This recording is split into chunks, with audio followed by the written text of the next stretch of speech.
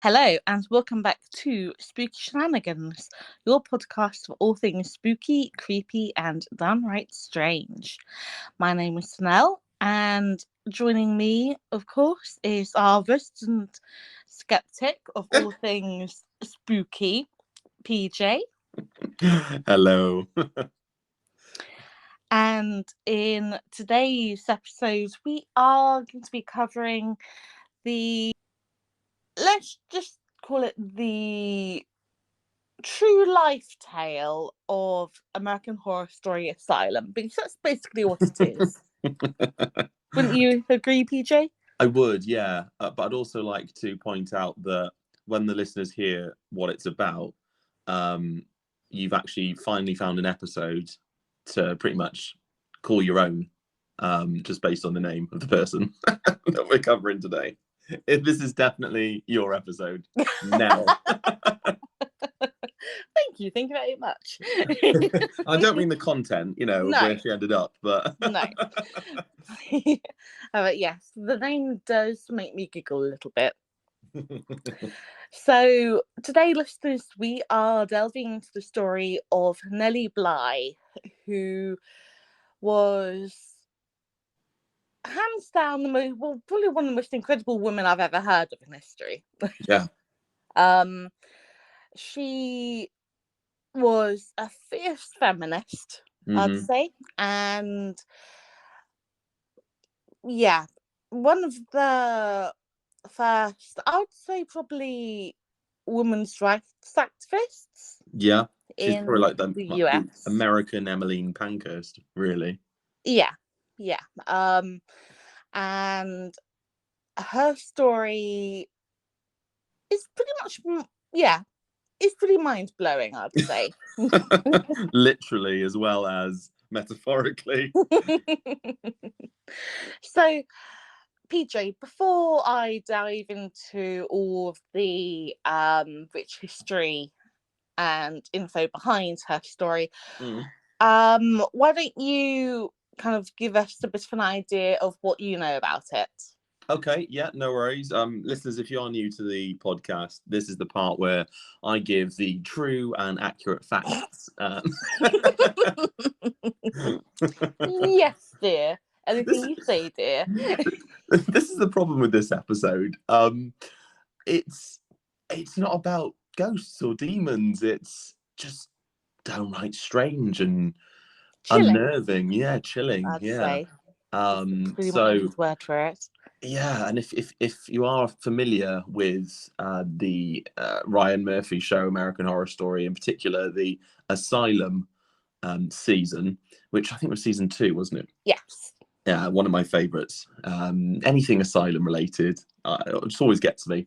That's probably in one in my past life. That would explain a few things. Absolutely. But it's such a chilling one. So, my perception of this is that Nellie Bly, as you said, was a true feminist of her day. Was, and like I mentioned, probably the American version of Emmeline Pankhurst, sort of 50 years before she was even, I won't say a thing, but a movement, a person, a figurehead of feminist history. And she was born in the it was either the early or mid 1800s. She was born as Elizabeth, but her friends and family would know her as Pink because even from a young age, she was quite the rebel and would dress in quite flamboyant clothing, which at the time was very scandalous. You can't possibly wear anything other than dark colours and shades. Absolutely not. How dare you have a personality? Shocking.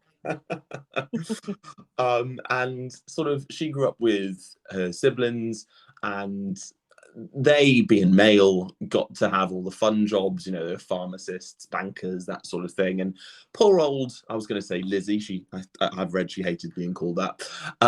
Poor old Elizabeth got to be a cleaner and look after kids. So and she was highly educated, which again is quite unusual at that time for women. But there's a reason she became the figurehead she was. She was sort of destined to be this amazing person from an early age, and she ended up getting into sort of investigative journalism. I think thanks to an article she read, which you'll probably go into a bit more detail now, which, to put it bluntly, pissed her off. I mean, I would be pissed off as well if I read an article like that. I'm pretty sure you were, Nell, as someone who is part of that gender group. Oh yeah. Oh yeah. Like nothing worse than someone mansplaining something to you. Oh God. They all need to get in a good damn sea. It's all right. They're dead now. It's 150 years ago. They're gone. Not that I there are don't any care. men nowadays that are like that. I can think of one that's been arrested in Romania recently. See you later. And she delved into a few interesting cases. Now, at the time, I mean, investigative journalism wasn't anything new, but it was all done by fellas, obviously. So for a woman to do something like this was, wow, crazy. Oh yeah, absolutely. It was unheard of. It was, which is why it got so much publicity in the end. And again, we'll talk about that later. But effectively, she wanted to do an article on what it'd be like to be an immigrant coming to the United States. And her editor at the time, who actually I think she ended up working for Pulitzer, the guy who created the Pulitzer Prize. But they suggested that she actually infiltrate makes it sound like an MI6 agent. Sorry, CIA, it's America. Infiltrate a asylum on Blackwell Island, which, if you're from New York or know the area, you'll know that it's now called Roosevelt Island. But there was an asylum there, or that's what you called them then. I don't know what they're called now, mental health facilities, to write an expose. And what she experienced in the 10 days that she was there, just horrific. Oh yeah. And of course, in American Horror Story, it makes it sound the Sarah Paulson character, I think she was in there for years, so I thought Nellie Bly would have been in there for years as well, but 10 days was enough. And I think she mentioned that would have sent anybody, even sane, over the edge in that time. And some of the poor women that were in there, they had been there for a good part of their lives. And yeah. all I can describe that, and I'm putting air italics or whatever they're called, air speech marks Air quotes right now. Yeah, air speech marks, right. The bunny ears. The cures that they were called were just nothing short of torture, in my opinion. But after she had that expose published, her name became a household name, and ta-da! Ryan Murphy turned her into a lovely Netflix show. The end. But not forgetting, of course, everyone will stay with us. Creative license. Nell and I have been speaking about merchandise for this show, and creative license is going on a t-shirt. We say it every single episode. Yeah. So, I mean, how accurate was I there? Now, what would you add? What's your perception? Well, I may as well just throw all my notes out the window. You've pretty much done my job for me, so thank you very much. Well, thanks for listening, guys. We'll see you next week. I'm really brushing up. I'm a good student. This is what I mean. When there are facts, it's easy to talk about. All right. You just wait. You just wait till the upcoming episodes. All right, mister. Okay, so Nellie Bly was born Elizabeth Jane Cochran on the May 5th, 1864, and she was the 13th of 15 children. What? 15 born to Michael Cochran and his wife, his second wife, Mary Jane. So, sorry, what? All 15 came from Mary? No, no, no. So, Oh, so he'd married twice. He had 10 children with his first wife, Catherine Murphy, and 5 more children, including Nellie or Elizabeth, um, with his second wife, Mary Jane Kennedy. both deserve a medal for that. Wow. Right? Like, oh Oh my my God, God. I cannot even imagine. Well, I do not want to imagine.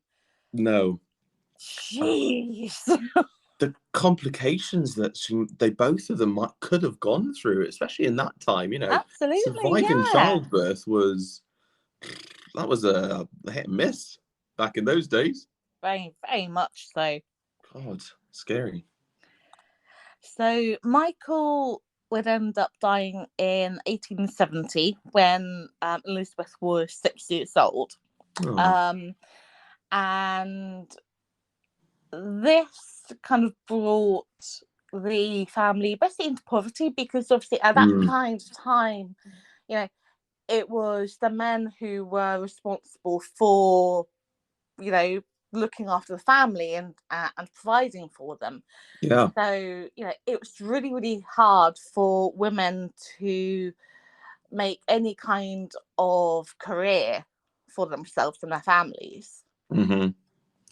Awful. And regardless of this, Nellie actually had a really, really good upbringing.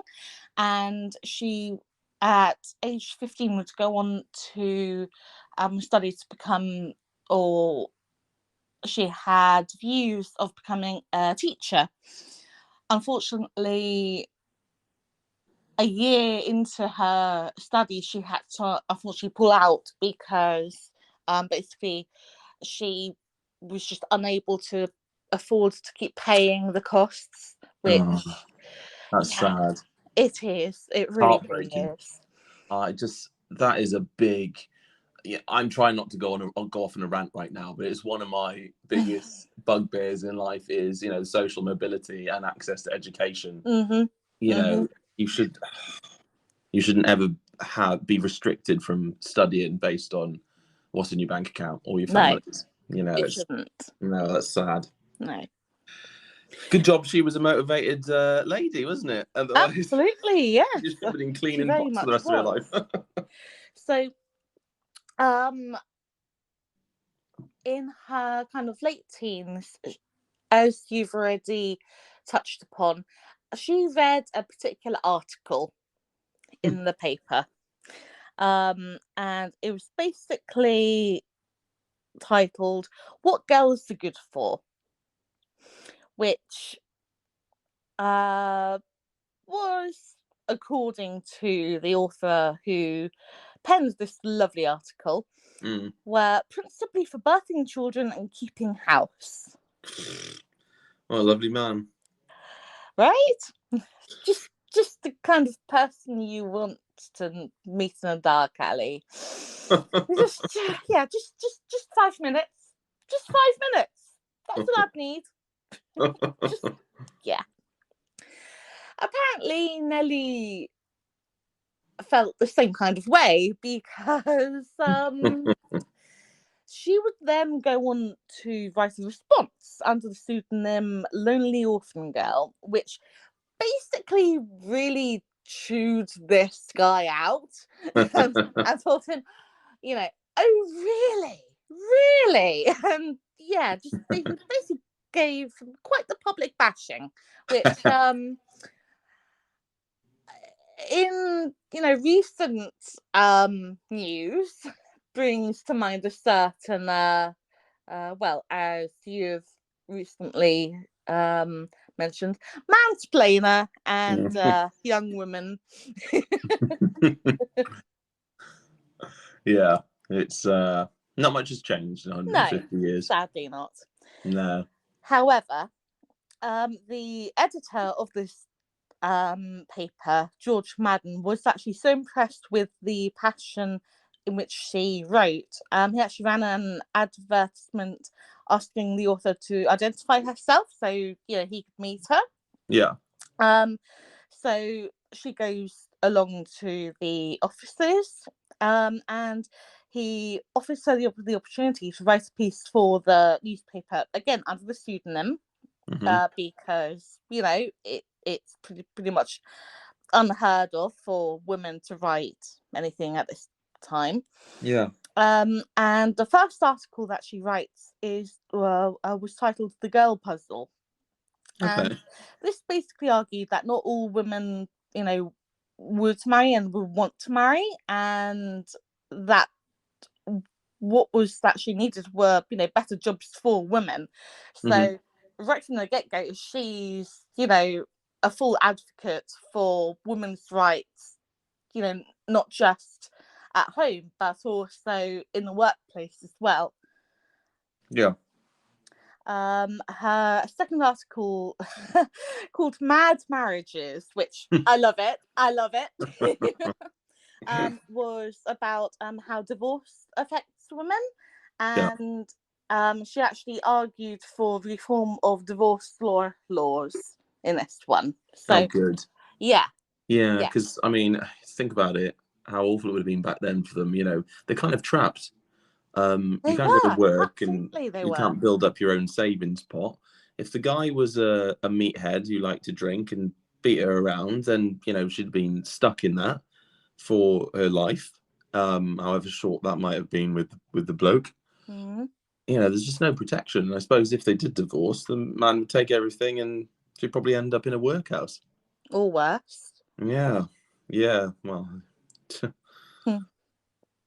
death was probably a relief back then from life. Didn't seem very nice. Well, no, it Didn't have didn't. money. So,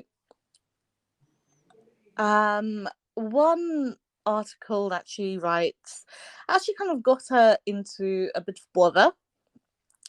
So she basically wrote for the Pittsburgh Dispatch on the lives of working women, more particularly investigative articles on women factory workers. Yeah. Now, at this time, obviously, as you may know, listeners, working life in factories was not a pleasant experience for anyone, but particularly not before women who were like the primary workers of the factories. And so, she was writing to kind of create more of an awareness of the bad environments.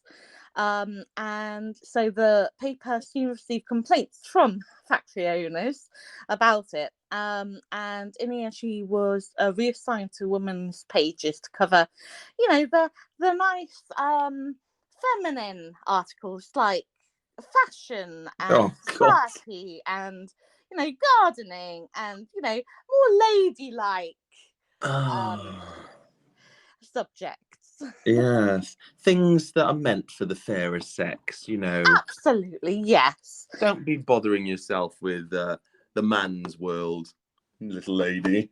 God. Don't bother your pretty little head about that. Yeah. Well. Let the men work that out. I mean, I can feel your blood boiling from here. isn't that obvious?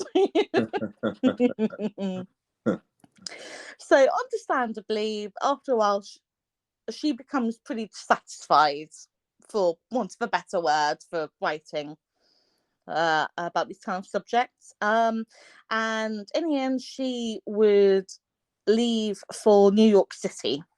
And Big Apple. oh yeah. And unfortunately, for the first kind of 4 months or so, she would face rejection after rejection, because news editors just didn't want to consider hiring a woman. Yeah. Yeah. So after 4 months of this, she would talk her way to the offices of Joseph Pulitzer, Yep. the New York World, and he offers her the chance to basically feign insanity and go undercover to investigate the reports of brutality and neglect at the Women's Lunatic Asylum on Blackwell's Island. Yeah. And, this is a pretty risky venture because, for one thing, these places were really, really feared for a very damn good reason. Mm-hmm. Secondly, he had no, like, uh, he had no way of promising that he could even get her out. Yeah, that was going to be my point. You've got to put a lot of trust into a fella that you've literally just met. Yeah. Just Oh, it kind of blows your mind, really, doesn't it? it does, because they have got some, well, or they did. They may have similar powers now. They're just disguised better. But back then, it was sort of a no. Once you're in there, you're not going out unless the asylum governor ticks it off. Yeah, I mean, I think it was Nellie herself who described like asylums being rat traps, in the fact that it's easy to get in, but pretty much impossible to get out. So definitely got away with words. Yeah, had. So either way, she agrees to do this because she has absolute balls of steel, as far as I'm concerned. Bigger balls than all the other investigative journalists. I wouldn't have done it. God, no. Can you imagine? No. They'd definitely keep me there. Well, I didn't want to say anything, but you'd be in the room next to me, Missy. Yeah, you're probably right. Just give me one of those nice white jackets that lets me hug myself. It'll be fine. Because no one else wants to hug me. All by myself. Oh, that's a copyright strike. Oh no. I also read as well that how she got herself into the asylum. Are you about to cover that, or shall I say it? Be my guest. Cool. So it was kind of funny actually, because I read that she used to stand in front of the mirror for hours practicing pulling faces, which would make her appear mad. And to get herself into the asylum, she took up a room in a boarding house, and would stare at the walls for hours, just staring into space, and also would act like everything scared her. So it kind of reminds me of, did you ever watch the Catherine Tate show? I didn't, I'm afraid, no. Oh, you missed out on comedy gold. So there was this lady in there that the slightest sound, she would go, ah! She would just scream at. So you turn the bedroom light on and she'd go, ah! It's like Piccadilly Circus in here, Brian. So it just gives me that idea that, someone would open the door and she'd just scream, or what do you want for dinner? Oh God, that's too scary to think about. Just to be chucked in a lunatic asylum. I mean, that's how easy it was back then. It was, absolutely. You've got a list, haven't you, of reasons for admission? I do, yes. And some of these are I could do a whole comical podcast on these. They're just I'll shut up and leave you talk about them. Okay, so obviously I'm not going to go through all of them because there are quite a few on the list. But the main ones that kind of jumped out at me the most, that kind of made me giggle, were, let me see, novel reading. Yeah. Because how dare any woman enjoy reading? Am I right? Asthma, dropsy, egotism. Well, that's you out the window then, PJ. I was going to say that's 90% of the TikTok community in the asylum. Let me see. Grief, which is kind of sad. Self-angst. Laziness, jealousy and religion, hysteria, immoral life. Fell from horse in war. Fell from a horse in the war, yeah. Kicked in the head by a horse. You need an actual hospital, never mind, mind an asylum. Right. These are mad. And Bad company. Bad Company, yeah. And something that actually kind of made me a bit sad, but sadly happened, is desertion of husband. So basically, if the husband had no interest in being with his wife anymore, he could just have her committed to an asylum. Yeah, I've seen that in many films and TV shows, and it's well, yeah. I mean, horrid. look at what's it called? Jane Eyre, where what's his name had his first wife locked in the attic for God knows how many years. Yeah, it's awful. Because women weren't people back in those days; they were property. No property. Yeah, they were. Awful. So, like I said, it was incredibly easy to get in, like scarily easy to get in. And I've actually been having a read of the book that Nellie Bly actually brought out afterwards that talks about like her entire experience there. Yeah. And one thing that she said, and I quote from the book, is, "From the moment I entered the insane ward on the island, I made no attempt to keep up the assumed role of insanity. I talked and acted just as I do in normal life. Yet, strange to say, the more sanely I talked and acted, the crazier I was thought to be by all except one physician whose kindness and gentle ways I shall not soon forget." Oh. So there was a good egg in there then. There was a good egg. Unfortunately, probably one of the only good eggs. Yeah. In terms of actual, staffing. Yeah. There. And it wasn't just women who were, seen as air quotes problem women or women who actually had, troubles, but even like immigrants who, had to come across from somewhere else and who people couldn't really understand were put in there because, we don't understand you, like, we don't want you here, so we're just going to shove you away and lock you up. Wow. Yeah. So one quote she made again from the book, and talking about the first night, kind of, I believe it was when she was waiting to go across to the island because she was held like on the mainland to be assessed by the doctors and physicians, and then once they deemed her like air quotes insane, they then transferred her by boat to the island. Oh god. So make it even more difficult to escape. Absolutely, yeah. Giving me Shutter Island vibes. That is exactly the kind of vibe I got when I was researching this. Yeah. And the Americans love a good island. I mean, Alcatraz. Alcatraz, yeah. So can't think of any others.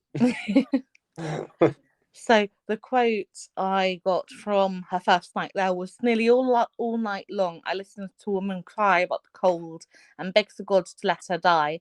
Another one yelled 'murder' at frequent intervals and 'police' at others until my flesh felt creepy." Oh. So, there's no chance of a good night's rest there at all. That would drive you mad. Right? Literally, I get so grumpy if I don't get Me both. nice sleep. I need my sleep. Exactly. Yeah, because it might surprise you, listeners, but I am quite high energy, so I need my rest. So don't disturb my slumber. Or I'll send Ghostus Interruptus after you.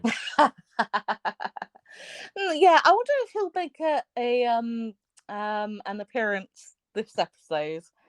Well, actually, what was it that happened to us? Oh, that was it. I was looking for files. Yeah, listeners. So it happened again. So if you listen to the last episode, of course, it cut Nell and I off halfway through when we were getting into the juicy bits of Bobby Mackey's. And then today, I was going through our files because I'm a very organised bean, and I couldn't find a couple of the episodes. I was like, Nell, what have we decided to do for episode 9 and 10? She's like, well, they're on mine. It's right there. Like, I know. Use your eyes, PJ. It's and then there. I went back on it, and it was there, and I was like, I know. So yeah, Ghost Us Interrupt Us. We've come up with the name for our mascot on the logo. He is now called, or they are now called, Ghost Us Interrupt Us because they're a ghost and they interrupt us. And it sounds so much better in Latin. Doesn't it just? It does.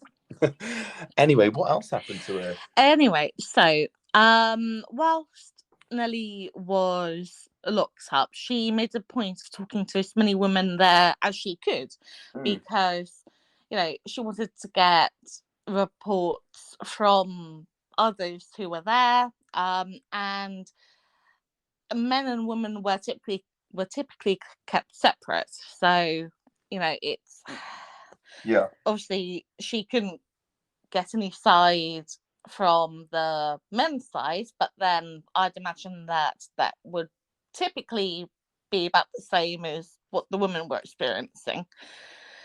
So among the sane women, well, air quotes, sane,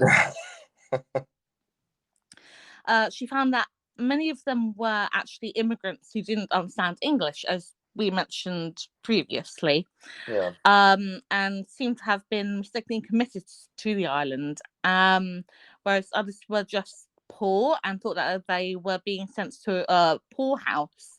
So they were completely, kind of misled. Hello? Yeah. Oh, yeah. Okay. I thought Ghost Interrupt Us was No, still here. Okay. Listening intently. Okay.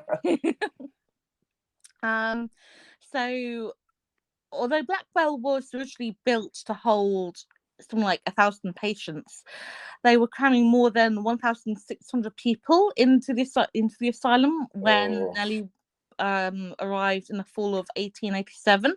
So conditions would have been even worse. Oh yeah.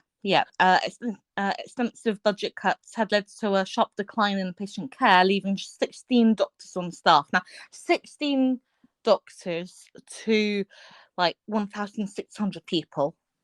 That's, for want of a better word, insane. Yeah, that's a bit of quick math. That was what, one doctor for every 100 people.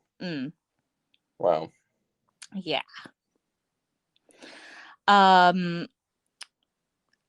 But probably the most kind of disturbing of all, aside from the cold and the terrible food there, was the prevailing wisdom of the age regarding both the causes of mental health and how patients should be treated. Now, obviously, thank goodness for the NHS today, because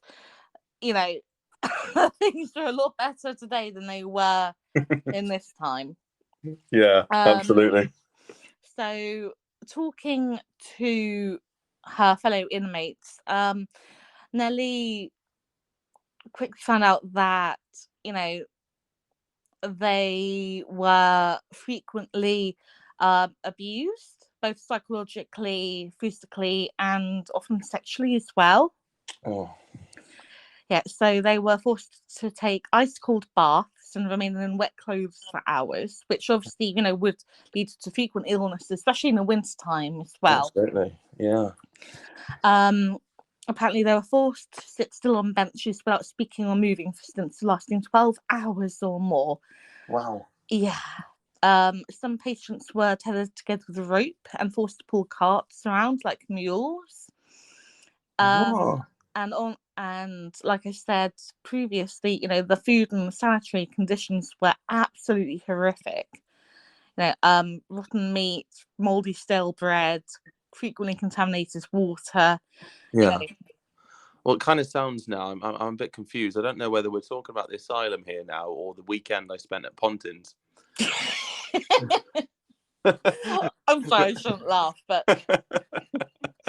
no, any of our listeners who aren't British, Pontins is like a holiday park company here in the UK, which you go on holiday to. Like, it's like a staycation, and it's probably one of the worst we've got here. one of the most expensive as well, isn't it? Yeah, it is. It's like the Britannia Hotel Group.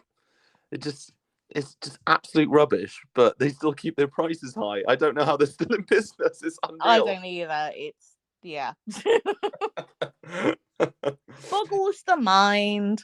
It does. So apart from sort of the conditions, and I mean, let's go through the sort of abuse that Nellie encountered then, because she was only there for 10 days, wasn't she? Yes. I mean, it felt like a lifetime to her. Oh, I'm sure it did. Yeah. It would to anyone, I'm sure. What was she experiencing there? Because I know you mentioned the cold baths and the cold baths. Being treated like a donkey. Starvation was the big one as well. Like, they kind of believed that it was almost like kind of like purging the sickness out. I can't even imagine, like. These are supposed to be medically trained scientific people. Mm-hmm. Oh yeah, I know what's good for your body. Starving it of necessary nutrients. Yeah, well done. Yeah, it's. They should have been in there. Never mind the patients. They should have been. And that's the thing as well, is the fact that, from what I read, it was often difficult to tell the staffing and the inmates apart, for the very simple reason that the staff didn't actually have like any kind of uniform. Really? No. So, so obviously you see, things in films where the inmates take over the asylum by pretending to be the staff or whatever. Yeah. But in real life, it was often really difficult to tell them apart. Oh wow. And that's quite scary. It is. I mean, I can appreciate it for their personalities, but I find it a bit daft not to have some sort of uniform and to put the inmates in, or the patients in, a certain type of clothing as well, because you tend to always see them in, not like the prison clothes, but they've got some sort of gowns, like usually, starch white uniforms kind of thing. Yeah, Yeah. So from what I read, getting my words out here. Working your new teeth in. Hey, how old do you think I am? Don't answer that. Well, you knew Nellie Bly, didn't you? Hardy. So from what I read, the admission process for new patients were pretty dehumanizing. Yeah. So patients were forced to strip down naked in front of the staff and be subjected to a public bath, because it was seen as like cleanliness was next to godliness kind of thing. But why in public? that doesn't make any sense, does it? Again, for humiliation. Yeah. So after being searched and having their position searched, patients would be forced to submit to a physical examination and blood testing, including a syphilis test, which would actually be one of the possible reasons why someone would get sent there. Yeah, I saw that on the list. So patients would also be subjected to interviews and mental tests, which Nellie Bly actually reported, including being accused of taking drugs. So apparently, the doctor, when he kind of examined her first of all, noted that her pupils were quite enlarged because she was very nearsighted. Yeah. So he accused her of taking belladonna, which was, basically a drug to get high. Yeah. So this was basically used against her for the goal of committing her in the first place. So, oh gosh, so two absolutely brutal methods that they used to air quote treat their prisoners. I can imagine. Sorry? I can imagine. Included spinning and branding. So, What? spinning treatment involved like literally strapping patients to large wheels that were rotated at high speeds, or suspending them from frame that would then be swung around. Why anyone would think that this would help mental illness, I'm not sure. Spin out the body, that's it. Yeah, something like, kind of making them vomit it out or something. Step right up. We've got a great new activity for you at today's fair. Spin this patient. Get the badness out of him. You, sir, take a good spin. Mad. What the hell? Yeah, and branding is, exactly what it sounds like. They'd be burned with hot irons, and that would be done with a belief that it would like bring them to their senses. Oh God! Like they were literally branded like animals, like cattle. Yeah, it's kind of coming across like they think that they're putting it on, and giving them that pain will make them go, "Ooh, I should stop doing." Where children feign injury and cry for no reason, for attention. Yeah, sounds like that. Yeah, it does. And obviously, we've already touched upon the physical abuse and the beatings that they would often be subjected to as well. And it'd be really sad because, they would try to tell the doctors and make reports of, of the abuse that the staff were committing them to. Yeah. And the doctors would just kind of brush it off as that didn't really happen, you're mad, that's why you're here, kind of thing. And then they would then get beaten more for the reporting. So it was just a vicious cycle. Yeah, stuck between a rock and a hard place there. Yeah, they really were. And they were apparently drugged a lot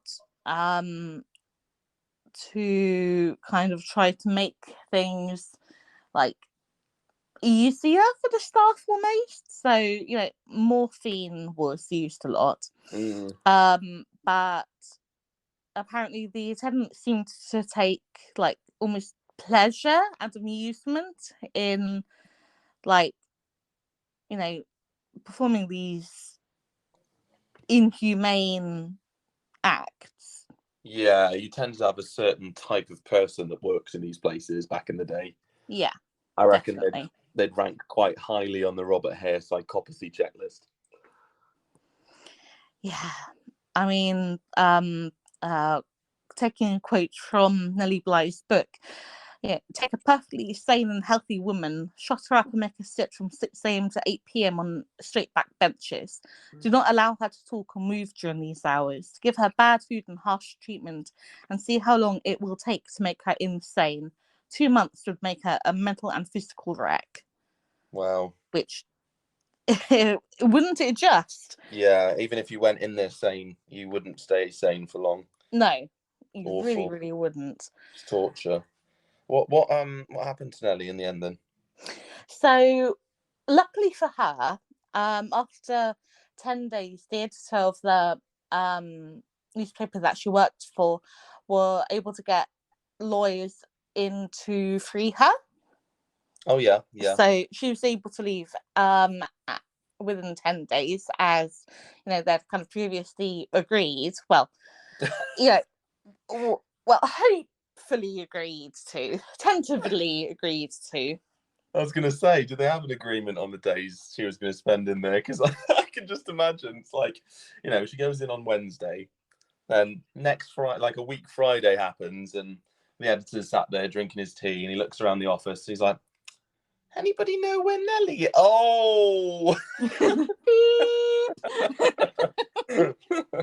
oops! Are we forgetting something? Who made my tea?" There you go, a bit of a sexist joke for the day. Just had to get that in there, huh? Yeah, well, you know, they would have laughed at the time, wouldn't they? So, the first articles on her experiences there were published within days, and you know, this series became like an absolute sensation. Yeah. For everyone, because although in those kind of times, like for the very rich and wealthy, you know, going to have a tour around Asylum was seen as, you know, like a pastime, but obviously, you know, these were guided tours, so they didn't see everything that was going on there. Yeah. You know? So this was a real eye opener for everyone, you know, for the outside world, who would have like these kind of whisperings and rumors of these places, but actually had no idea what they were actually like. You know, something like this was absolutely shocking. Yeah, absolutely. And it's amazing that, well, because of course she's a feminist, but this actually helps both sides, both genders, you know, It in does. improving 100%. conditions. You know, and it's unusual for somebody to still be alive who inspired this sort of change, because you know what it's like. Usually, they turn into martyrs. You know, they've either been killed in the process, you know, for things to be changed. You know, like that poor woman in the from the suffragettes. Who did you see it stood in front of the king's horse? I think at Ascot. Oh, that is an awful video. Oh, it was horrific. You know, but they usually die in the cause. But of course, she within 10 days, you know, transformed a whole entire system. Yeah, absolutely. I mean, so she brings out these articles within days of being released. And as I previously mentioned, she brought out a book about it as well. And about a month or so after these articles were published, a grand jury panel actually visited the asylum to, you know, actually do like a proper investigation of everything. Now, unfortunately, the hospital and the staff had been tipped off in advance. So by the time the jury members actually arrived, the asylum had actually, you know, kind of attempted to clear up its acts. And unfortunately, a lot of the inmates who had provided Nellie with the details of the treatment there had either been released or transferred. So there was no way of tracking them down to kind of verify this story. Yeah. You know, I'm not surprised. Covering their tracks. It's kind of like, it's kind of like when Ofsted. Now, again, if you're not British, Ofsted is a governmental body that checks schools and educational establishments to make sure that they're up to standard. It's kind of like the auditing side of things. And it's always the same, like schools start going mad before Ofsted come to visit, and everything gets perfected and made right and in alignment with their codes and conducts. But it's kind of funny because the school I went to now, they actually did that. Really? Right? Yeah, well, they tried to, and they thought that they pulled out all the stops to make it as perfect as possible. And my school was actually one of the worst in the UK, and they still failed after trying their best. Oh, that's gonna sting. Yeah, that was awful, but there you go. Yeah, I mean, listeners, for those of you who don't know, I actually work in childcare, so I am very well versed in the whole Ofsted thing, and let me tell you, nothing sparks more fear into the heart of any nursery worker, school teacher, anyone involved in, childcare and education than the word Ofsted. So... and listeners, that's why Nell's good at dealing with me. She's used to dealing with kids. I mean, it helps. Put your dummy back in, PJ. So by the time the jury members had arrived, everything had been scrubbed down as best they could, and the staff obviously denied all of the accusations and everything, and fresh food and water had been brought in, and they basically tried to make the place look as presentable as possible. Yeah. However, despite this effort, the grand jury actually still sided with Nellie Bly. Oh, good. And a bill was actually already under consideration at the time, and that was kind of pushed through. And that was increased funding for mental institutions, which added nearly $1 million. Wow. Almost $24 million in today's money to the the right kind of departments that needed it the most. Oh, good. Yeah. So the abusive staff members were fired. Translators were hired to assist immigrant patients. And changes were made to the system to help prevent those who didn't actually suffer from mental illness to being committed. Oh, good. So, for everything that she went through, Nellie Bly, she did so much good in doing this. And honestly, full disclosure, as someone who does suffer with mental illness and has done on and off for many years, and has had loved ones kind of need support of mental health specialists, I for one am really, really thankful that we have the things in place for mental health that we do today. Yeah, absolutely. I cannot imagine the absolute fear that someone would go through in that kind of place in those times. It's absolutely horrific. Yeah, absolutely. And it's nice as well that it's no longer a taboo topic to talk about now. There's a lot of support. There is, and that's amazing. It is. It's the brain is an incredibly complex machine. Isn't it just? Yeah. Isn't it just? It really is.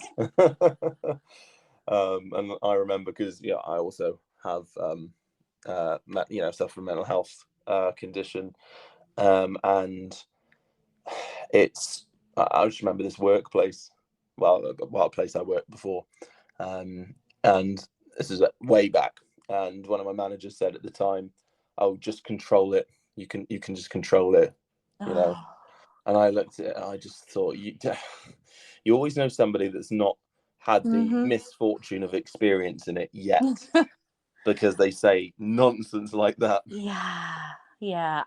I've been unlucky enough to have a deputy manager like that.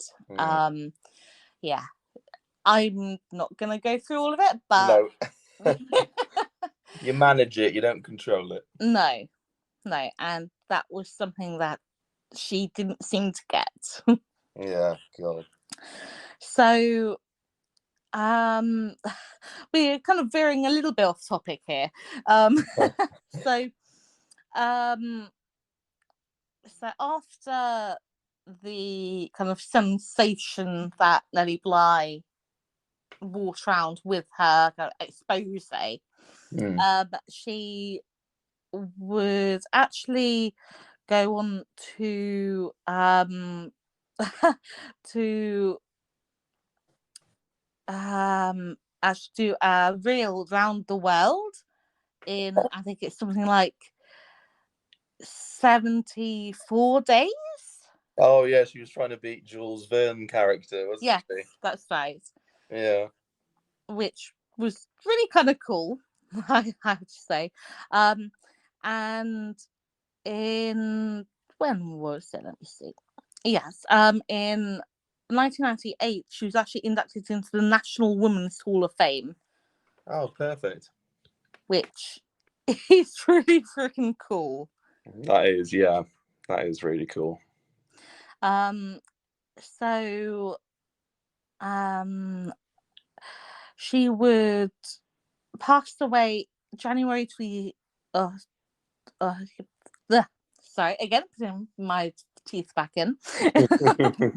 Yeah, January the 27th, 1922. She would die of pneumonia at St. Mark's Hospital in New York City, aged 57. Oh wow, she was so young still. She was, yeah. Well, I mean, when she went into the asylum, she was like 23. Yeah, I forgot she was so young at the time. Which is, yeah, it's very, very young. I mean, it's shockingly young. Yeah, frankly. absolutely. But, the amount of good that she's done.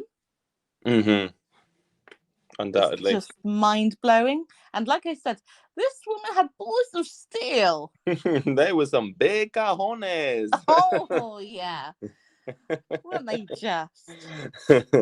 Balls of steel. If anyone's a Duke Nukem fan, you're a legend. You will get that reference. So, listeners, that pretty much wraps up this episode today, I think, about the absolutely incredible work of Nellie Bly and just the sheer bravery that she had, like, to go into a place where, to be perfectly honest, she didn't even know for sure she'd come out of. Exactly. She deserves a round of applause. Yes, Nellie. Woo!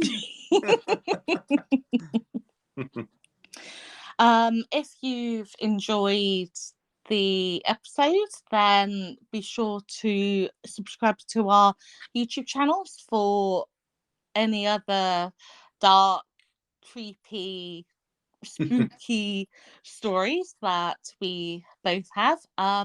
Mine is Nell's Crypt on YouTube, and PJ's is Serial Chillers. Next week, we go into the story of, bear with me with the name because it's, again, a little bit of a tongue twister. Carolina Olsen. Yeah. Carolina Olsen. And you've heard of, obviously, the fairy tale of Sleeping Beauty. What about the real life Sleeping Beauty? Oh. However, to hear more about this, we're going to have to tune in next week, dear listeners. Exactly. So remember to follow the podcast. So, my name is Nell. With me is my lovely co-host PJ, and you've been listening to Spooky Shenanigans, your podcast for all things spooky, creepy, and downright strange. Until next time, as always, stay spooky. Spooky. Bye. Bye.